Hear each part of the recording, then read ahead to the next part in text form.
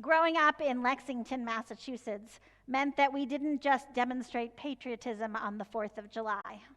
I played saxophone in the high school band, and we marched in our Minutemen uniforms on Veterans Day, Memorial Day, and twice on Patriots Day, a Massachusetts state holiday observed on the third Monday in April.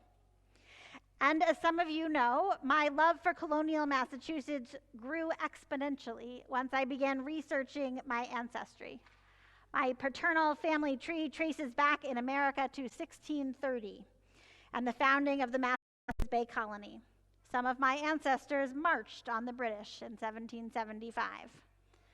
So for me, the word patriot invokes images of colonists holding muskets, the drum and fife corps at the head of a parade, or the much maligned professional football team.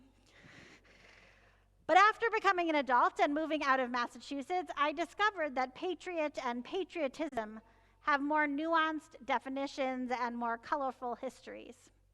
In our 250-year history, patriotism has sometimes been used as a litmus test to question the loyalties of American citizens and deny them freedoms granted in the Constitution.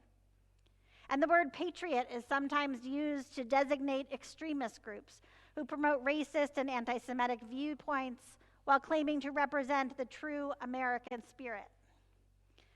As we approach this 250th anniversary of the signing of the Declaration of Independence, I've heard more and more people express discomfort with applying the term patriotic to themselves, seeing it as an endorsement of a specific viewpoint on American life. But no one person or group owns a word. So tonight I am reclaiming patriotic for myself and invite you to do the same if you wish. At its most basic definition, patriotism is a love and pride for one's country and a commitment to its well-being. My understanding of patriotism does not require blind obedience, and it does not imply superiority. And at the same time, my understanding of patriotism does include a commitment to collective responsibility.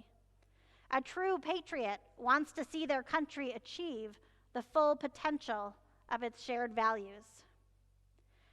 The Puritans that founded Massachusetts imagined themselves as the Israelites headed to the Promised Land. Using the Israelite story as inspiration is understandable. More than half of the Torah tells the story of the Israelites becoming a people, building a nation.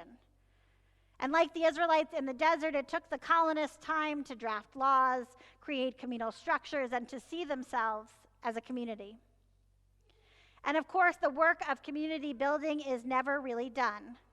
As Abby shared in her introduction to Mi Chamocha, a great moment of freedom from either Egypt or the British did not translate into ongoing rights for all. People and nations are ever evolving. My Puritan ancestors were, of course, not the only people to draw inspiration from the Israelites' trek through the desert. We Jews have been doing it far longer.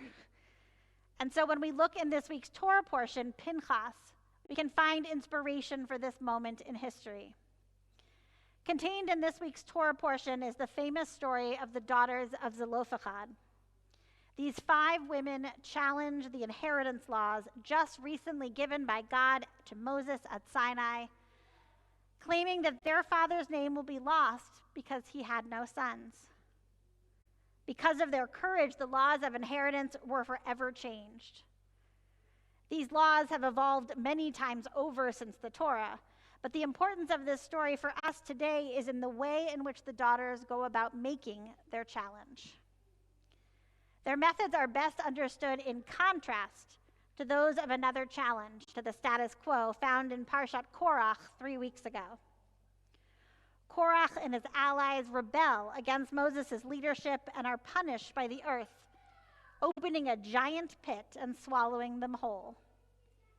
In the story of Korach, we are told that the rebels vayakumu lifnei Moshe, that they stood up or rose before Moses, and then vayikahalu al Moshe, they assembled against Moses. He doesn't want to leave. In contrast, the daughters of Zelophehad tikravna v'ta'amodna. They draw close and they stood before Moses. So in Korach, they rise up and they assemble against.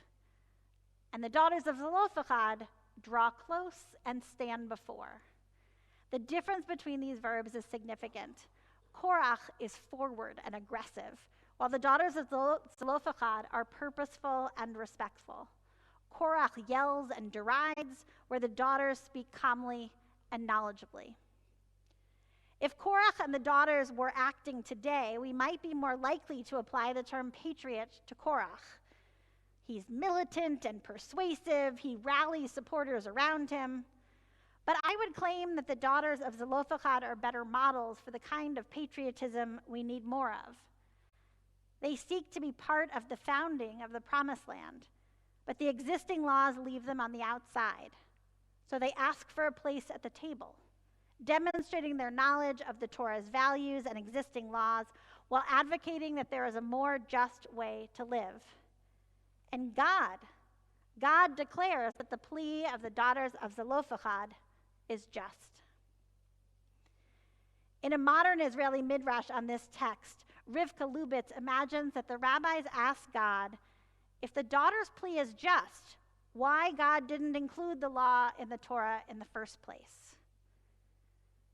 Rivka Lubitz imagines that God answers, there is truth that descends from on high, and there is truth that grows from below. Blessed is the generation in which truth from above meets truth from below. Lubitz's teaching suggests that even the Torah needs human input, that the wisdom within us can be brought to bear on Judaism's sacred texts. It's the meeting of Torah and our experiences today that create holiness. If this is true for the Torah, all the more so is it true for the founding documents of our country. We need to bring our wisdom into conversation with the words of the Declaration of Independence and the Constitution. It's only when the founding values of our nation mix with the realities and needs of the present day that our shared values can fulfill their potential. According to Rabbi Silvina Chemen, Argentinian, so I don't know if I said it right, she says that perhaps the most important legacy of Zelophehad's daughters is their call to us to take hold of life with our own hands, to move from the place that the others have given us, and to walk even to the most holy center, to where nobody seems to be able to go. Tomorrow, when we celebrate the 250th anniversary of the Declaration of Independence, we cannot allow the words given us by our country's founders to remain static. We are called by Zelophehad's daughters to engage with them and to engage with society and to advocate for what we believe is the potential contained deep within our country's story. Shabbat Shalom.